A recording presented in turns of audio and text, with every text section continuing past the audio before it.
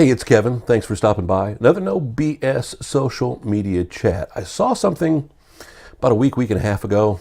I'll be honest with you, I was kind of dumbfounded. It's a recording artist that I'm just into the process of starting to work with through one of my label contacts. So I'm not their direct social media guy, but, I'm one of the social media team. And I always go through and do statistics for all of my clients, whether they're artists or whether they're media people or whether they're just small businesses. And the one thing I'm always doing is I'm looking at change. I'm looking at numbers. I'm looking at what's going on. So the other day I happened to go into their Instagram account, and the Instagram account that I'd been in the day before and the day before that, and it was now private. And I was kind of shocked, because I don't understand why anybody who's in the public eye, a public figure, if you will, if you're a recording artist or if you're a media personality or even if you're a business person trying to use social media for business, why you would ever take something private. Now, don't get me wrong. There are reasons for privacy. There are reasons for your security and privacy settings on Facebook and things like that. But let's be totally clear here. This is about when you're looking to use social media as a way to build your personal brand and to build your business, not just to chat with your college roommate or some high school friends or family members and things like that. There's a big difference here. I understand privacy concerns, and boy, let me tell you, the world we're living in right now, especially with all that's going on, privacy concerns are very important.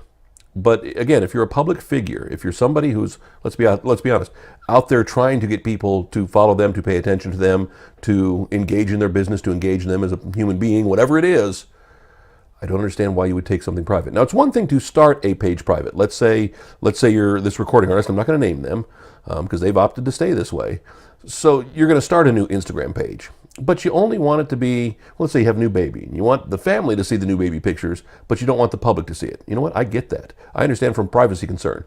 But why would you put the fact that you're a recording artist on it? Why would you put a link to your website on it?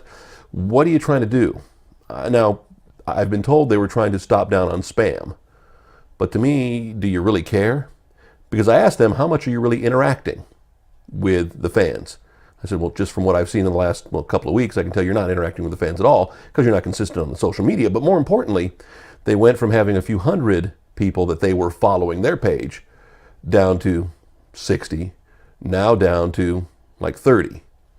And again, I've talked about this before. If you're a fan and you're following this particular artist, this media personality, whatever, and they will basically defriend you, defan you, defollow you, how are you going to feel? They don't care about you, that they're not wanting to connect with you. They just want to have you look at their updates, but don't want to reciprocate.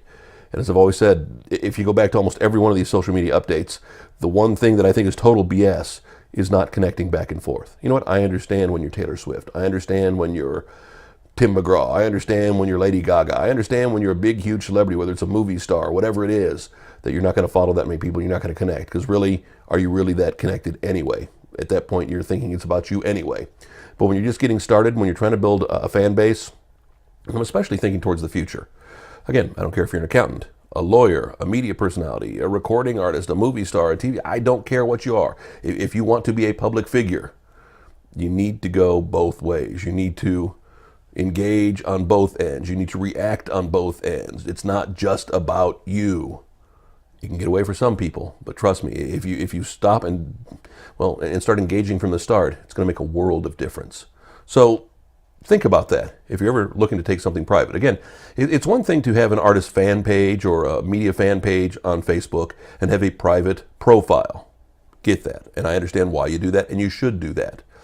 But especially with an Instagram or a Twitter, or YouTube, if you're a public celebrity, if you're a public figure, if you're branding yourself as a commodity, just don't do it. Don't think you're private, because you're making a big mistake. Think about it. Next week, back with another No BS social media update. NoBSSocial.com is our website for the social media updates. IntensityMedia.com, our website for just the general stuff. You can always find me online too, KevinMason.com. Wow, there's a connection there. See you next week, another No BS social media update. Don't be private.